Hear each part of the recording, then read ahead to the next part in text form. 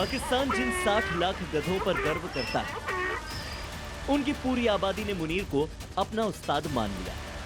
उस्ताद इसीलिए क्योंकि दुलत्ती मारने में पाकिस्तान का आर्मी चीफ आसिम मुनीर गधों का भी बाप निकला।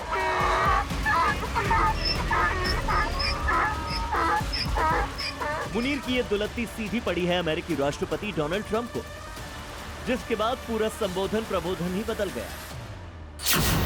पहले जी जनाब, अब बोला आप कौन साहब। अब तक ट्रंप के सजदे में सर झुके पाकिस्तानी हुक्मरानों की इसी बदली जुबान की वजह से गधों की दुलत्ती का विशेषण याद आया, क्योंकि गधों के हित की बात में जरा सी कमी हुई तो ये लात मारने से चूकते नहीं। मुनीर की शह पर पाकिस्तान ने तो अमेरिका के मुंह पर सीधा सीधा तमाचा देना। इजराइल पर पाकिस्तान ने अमेरिका को सुना दी खरी खोटी।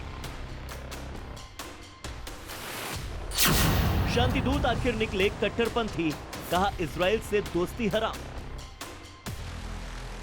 तो अब तक तो आपको खबर क्लियर हो ही गई होगी कि मुनीर और उसके पूरे मुल्क ने कैसे ट्रंप को न सिर्फ दुलत्ती मारी बल्कि पूरे पश्चिम एशिया और मिडिल ईस्ट प्लान पर पानी फेर दिया। क्योंकि ट्रंप चाहते थे कि अरब और पश्चिम एशिया के देश 6 साल पुराने अब्राहम अकॉर्ड को माने और इस समझौते के तहत इजराइल को देश की मान्यता दें, अपना दोस्त बनाएं। अभी कुछ दिन पहले ट्रंप ने इस समझौते को लेकर बड़ा दावा किया था। कहा था कि कई देश इसमें शामिल हो चुके हैं और उनका इशारा पाकिस्तान की तरफ भी था।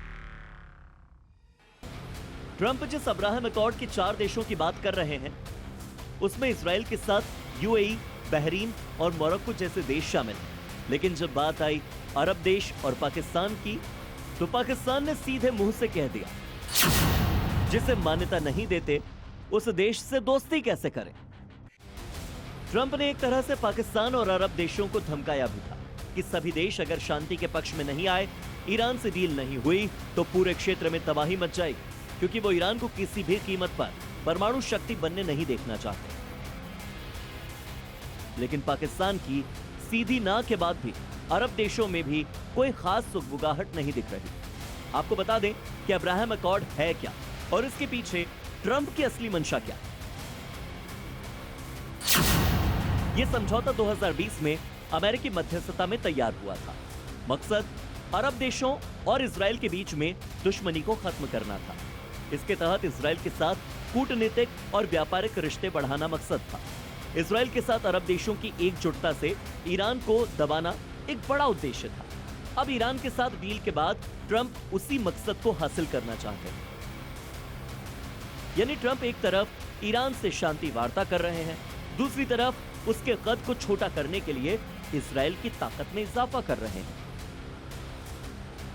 अरब देशों से दोस्ती बढ़ाने की कूटनीतिक चाल चल रही है। इस बात से अरब देश पहले से वाकिफ हैं और अब ईरान भी। Bureau report, C media.